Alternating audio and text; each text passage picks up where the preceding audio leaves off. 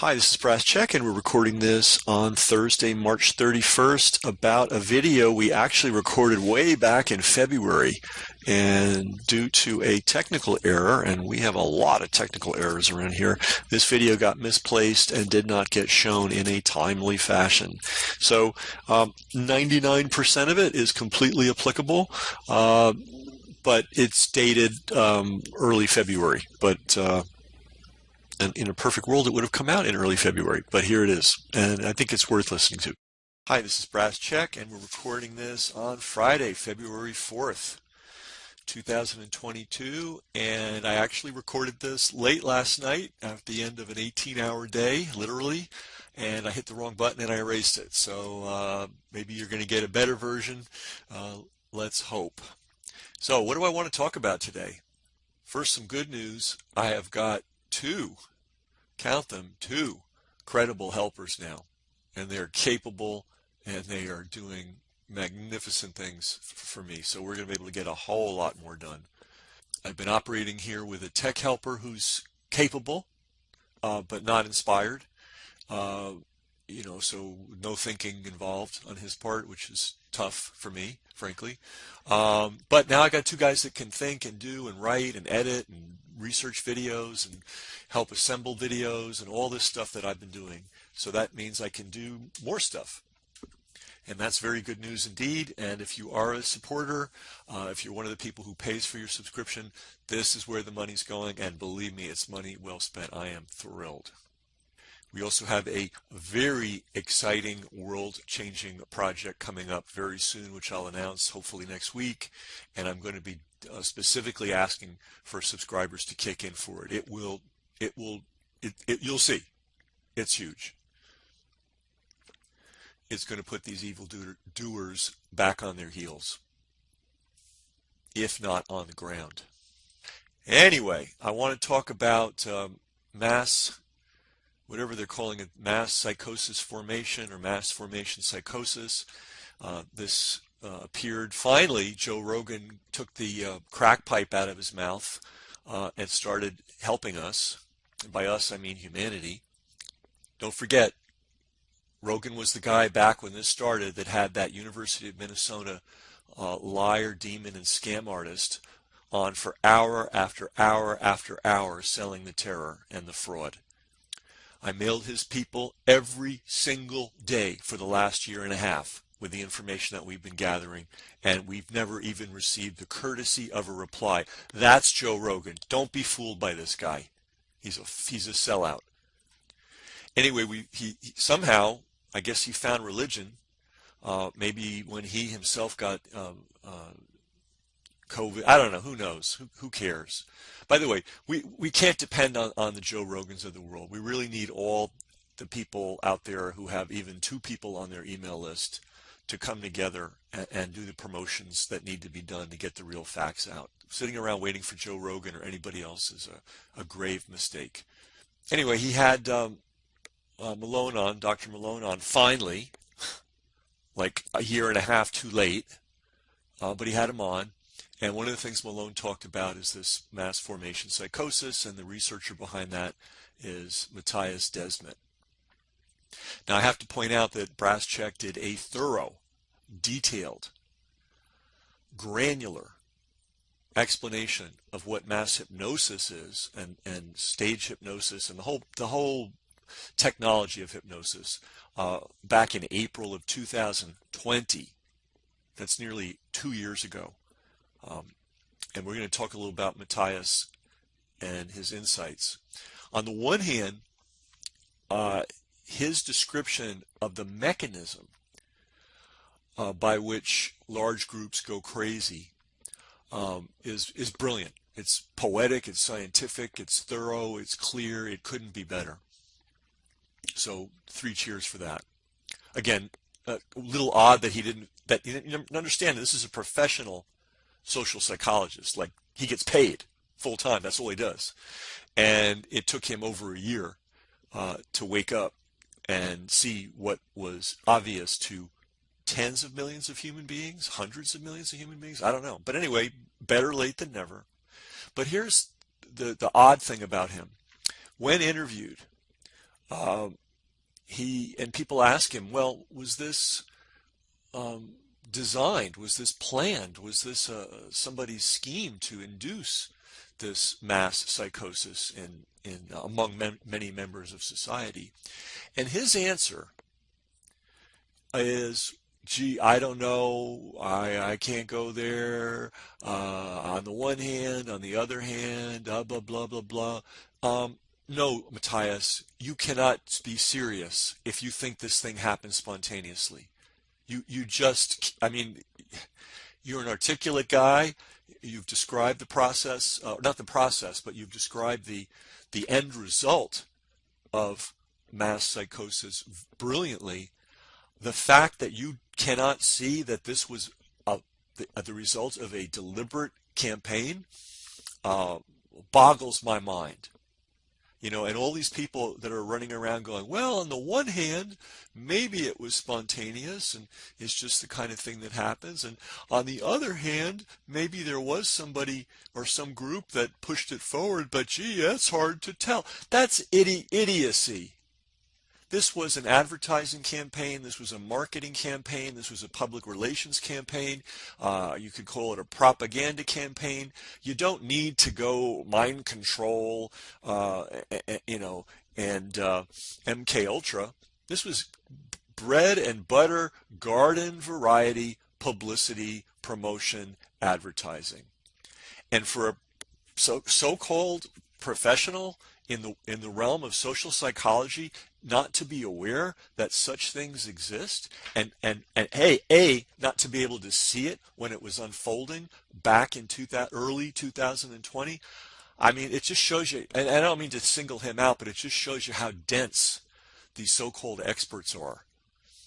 As I said, very early on into this, we are being carpet bombed by a very well-organized machine. They have the equivalent of airfields and B-52s. They have ground crews that are making sure the planes are, you know, airworthy. They've got other guys that are loading the bombs every morning. They have other guys that are fueling the fuel tanks. They have meteorologists that are looking at the weather. They have guys figuring out the bombing runs. There is a cast of thousands involved in this. They are PR professionals. They are advertising professionals. They work for the government. They work for corporations. They work for pharma.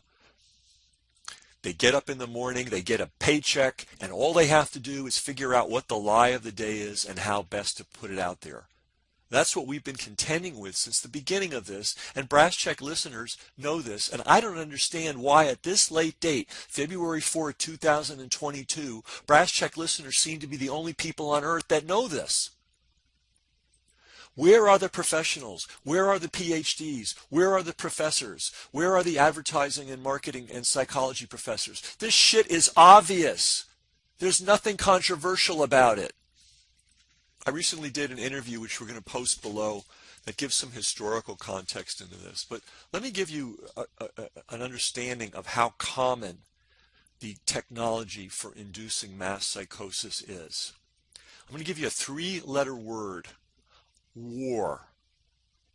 Okay? There is no such thing as a spontaneous war. Never has been, never will be. You don't move 1 million men across the ocean with, you know, uniforms, feeding them, arming them, training them, deploying them in the right place at the right time. Spontaneously. Okay? That requires an insane amount of planning. Okay? That's how wars take place. They don't take place spontaneously. This nonsense that human beings are naturally aggressive and war is a natural outcome of that. Anybody that believes that is a sap. Okay? There's no such thing as a war. You might have a fist fight in a bar, yeah, but you're not gonna move 1 million guys over to the Middle East. Based on an emotional flare. You know, they lie to us. Oh, well, you know, it's the Japanese. That's why we went into World War II. And you know, Vietnam, it was the Gulf of Tonkin. And weapons of mass destruction. That's why we ended up in Iraq. Oh, and that World War I thing, you know, that prince in Serbia got shot in a car, and that was the thing that set off World War I. Bullshit, guys. These things are planned out meticulously in advance, and they have to be. Otherwise, they wouldn't happen. You can't organize a bake sale unless people get together and figure out where it's going to be, when it's going to be, how they're going to get the word out, who's going to make the change, who's going to get the change. That's on the level of a bake sale. And people think that 1 million men are sent over in arms and deployed in various places and set to work at war because of emotion, because of just accident. No. And part of warfare, especially in the modern era, wasn't such a big deal in the old days, but in our modern era, starting around World War I, by the way, in the United States, you have to do pre-planning on how you're going to get the public to go along. That's a huge part of war preparations.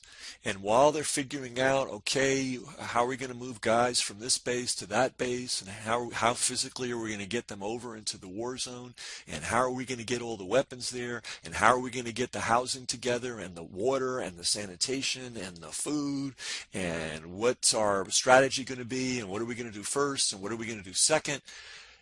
While that planning is going on, they're planning on how they're going to sell the war to us. It's not an accident. It doesn't happen spontaneously. It's not a feature or a bug of human nature. The mass psychosis is induced. And Matthias Desmet and every other person in the field of social psychology should know that. The public has to be mobilized. Otherwise, you can't get the war. And if you want to talk about mass psychosis, how about families willingly watching their boys be taken from them and sent 5,000 miles overseas to fight out something that has nothing to do with them at the risk and peril of their lives, many of them coming back in boxes or totally destroyed, right? And our answer to that is put a yellow ribbon on it, right? That's the mass psychosis, and we've had episodes of mass psychosis continuously in this country. Yeah, the COVID thing is a pretty darn big one, and they got the whole world to buy it, or they got the gullible people of the world to buy it, including a lot of people that should have known better. It was a world war, in a sense. It didn't involve shooting, but it certainly involved a lot of killing. If you don't think people that didn't get early intervention and then were thrown on respirators and given remdesivir weren't murdered, you're missing the plot here.